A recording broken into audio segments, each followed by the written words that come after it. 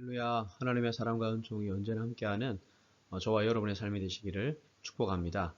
오늘은 목장 예배 제20과 믿음의 반응이라는 제목으로 함께 하나님의 말씀을 나누도록 하겠습니다. 본문은 하박국서 2장 1절에서 4절, 3장 17절에서 18절인데 제가 말씀을 읽어드리겠습니다. 내가 내 파수하는 곳에 서며 성루에 서리라. 그가 내게 무엇이라 말씀하실는지 기다리고 바라보며 나의 질문에 대하여 어떻게 대답하실는지 보리라 하였더니 여호와께서 내게 대답하여 이르시되 너는 이 묵시를 기록하여 판에 명백히 새기되 달려가면서도 읽을 수 있게 하라. 이 묵시는 정한 때가 있나니 그 종말이 속히 이르겠고 결코 거짓되지 아니하리라. 비록 더딜지라도 기다리라. 지체되지 않고 반드시 응하리라. 보라, 그의 마음은 교만하며 그 속에서 정직하지 못하나 의인은 그의 믿음으로 말미암아 살리라. 3장 17절입니다. 비록 무화과 나무가 무성하지 못하며 포도나무에 열매가 없으며 감람나무에 소출이 없으며 밭에 먹을 것이 없으며 우리의 양이 없으며 외양간에 소가 없을지라도 나는 여호와로 말미암아 즐거워하며 나의 구원의 하나님으로 말미암아 기뻐하리로다. 아멘. 우리가 너무나 잘 아는 말씀이죠. 하박국 선지자는 남유다 왕국이 멸망하기 직전에 활동하였던 선지자입니다. 당시 악인들이 갖은 강포로 의인들을 핍박하고 정의가 굽게 행해지는 것을 보고 하박국 선지자가 기도하자 하나님은 그에게 응답하셨는데 바벨론으로 말미암아 유다 왕국을 멸망시키겠다라고 말씀하십니다. 하박국 선지자는 우상을 섬기는 더 악한 바벨론으로 어찌 택한 백성을 멸망시키실 수 있는지 의문을 갖지만 하나님은 장차 유다 왕국을 다시 회복시킬 것을 말씀하십니다. 하나님은 주신 말씀을 마음에 새길 것을 명령하시면서 오직 의인은 하나님이 주신 말씀을 믿는 믿음으로 산다라는 것을 최종적으로 교훈을 하고 계십니다. 말씀 속으로 한번 들어가 보겠습니다. 1번, 하나님은 주신 묵시의 말씀을 어떻게 하라고 명령하십니까? 첫째, 묵시를 기록하여 판에 명백히 새기라고 하십니다. 둘째, 묵시는 정한 때가 있어 혹 더딜지라도 기다리라고 하십니다.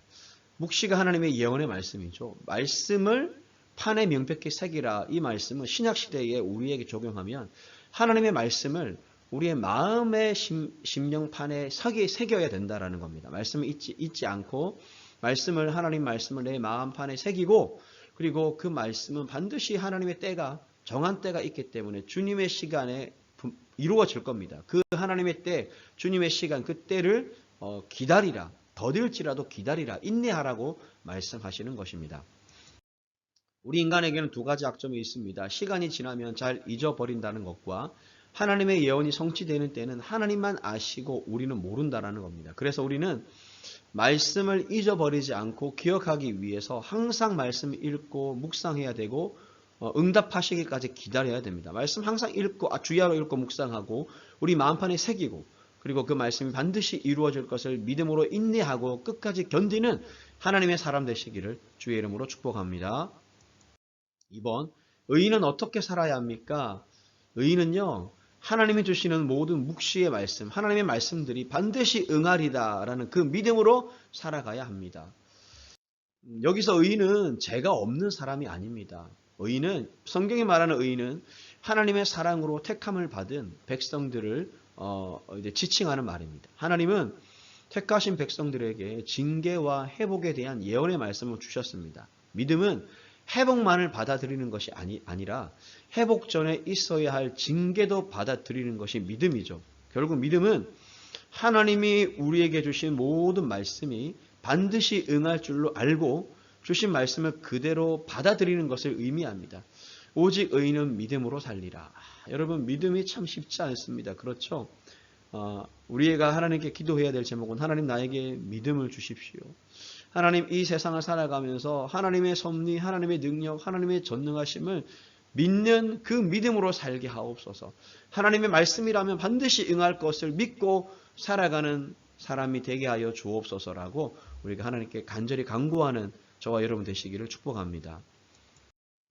세 번째, 믿음으로 사는 자는 언제 그리고 왜 기뻐해야 됩니까? 라는 질문인데 우리가 이제 너무나 잘 아는 말씀 나왔습니다. 하박국 3장 17, 18절 열매와 소출이 없고 먹을 것이 없을지라도 아무것도 가진 것이 없을지라도 기뻐해야 됩니다. 왜냐하면 구원의 하나님이 반드시 말씀하신 대로 이루시기 때문입니다. 사랑하는 성도 여러분, 하나님은요, 반드시 하나님이 말씀하신 대로 이루어 주십니다. 그런데 하나님은 믿음의 하나님이십니다. 우리의 믿음의 대상이 되시는 하나님이세요.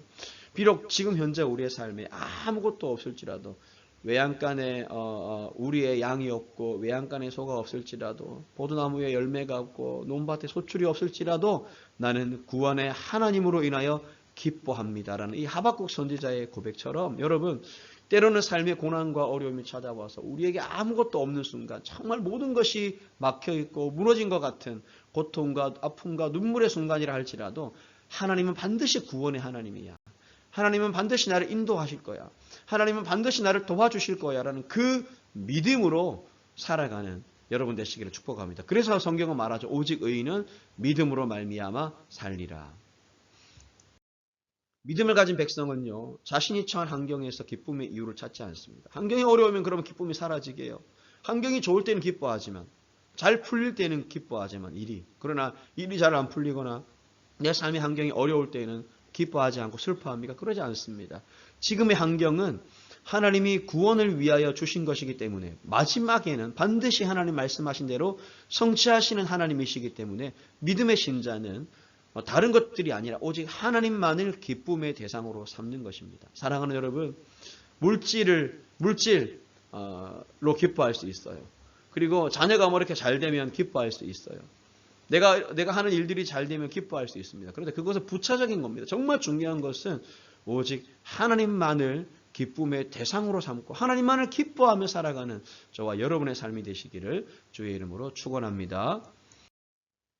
어느 날 하루 한날은 군대에 간 아들이 휴가를 나와서 부모님에게 이와 같은 말을 했습니다. 군대에서 훈련을 받을 때 엄마와 아빠라는 단어가 들릴 때마다 눈물이 났다라는 것입니다. 가까이 있을 때는 몰랐는데 멀리 떨어져 있으니 부모님의 사랑이 그토록 소중함을 깨닫게 되었답니다. 그래서 하나님은요, 우리를 한 번씩 징계하심으로 우리를 바닥까지 떨어뜨리는 그런 환경에 처하게 하시는 것인지도 모르겠습니다. 항상 동행하시면서 구원의 은혜를 베푸시는 것을 우리가 깨닫지 못하니까 그런 것 같습니다. 믿음은요, 우리를 사랑하시는 하나님이 언제 어디서든지 우리가 처한 환경에 상관없이 우리와 동행하시고 하나님의 나라로 쉬지 않고 인도하심을 믿는 겁니다. 사랑하는 여러분, 하나님을 향한 진실한 믿음으로 살아가는 저와 여러분의 삶이 되시기를 주의 이름으로 축원합니다. 우리는 말씀하신 대로 응하시는 하나님을 믿는지, 아니면 내가 믿고 싶은 말씀만 받아들이고 있는지를 한번 되돌아보고 나누어 보는 그런 시간이 되었으면 좋겠습니다. 여러분, 하나님은 살아계십니다. 하나님은 좋으신 분입니다. 하나님은 신실하신 분입니다. 그 하나님이 나를 사랑하십니다. 그 사랑의 하나님을 믿는 믿음으로 때로는 내 삶 속에 어려움이 있을지라도 그 어려움은 반드시 회복될 것이고 하나님이 해결해 주실 것이야 라는 그 믿음으로 끝까지 인내하고 살아가는, 그 믿음으로 하나님의 축복을 받는 저와 여러분의 삶이 되시기를 주의 이름으로 소망합니다. 여러분 감사합니다. 사랑합니다. 축복합니다. 이제 아침 저녁으로 쌀쌀하고 이제 가을이 왔습니다. 이제 곧 겨울이 올 것 같아요. 언제나 하나님의 사랑이 충만한 저와 여러분의 삶이 되시길 바랍니다. 감사합니다. 이번 한 주간도 승리하세요.